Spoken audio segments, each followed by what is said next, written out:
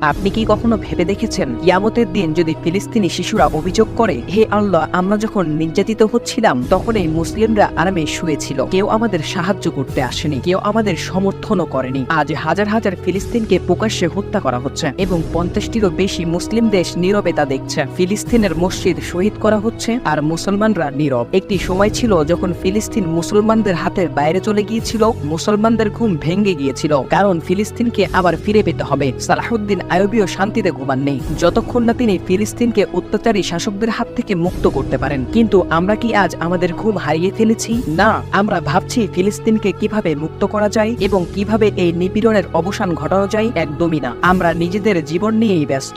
আজ আমরা আমাদের ইতিহাস ভুলে গিয়েছি এবং দিনকে দিন পথভ্রষ্ট হয়ে যাচ্ছি। আজ খুব মনে পড়ে উমর বিন খাত্তাবের কথা, মনে পড়ে খালিদ বিন ওয়ালিদের কথা, মনে পড়ে সালাহুদ্দিন আইয়ুবের কথা।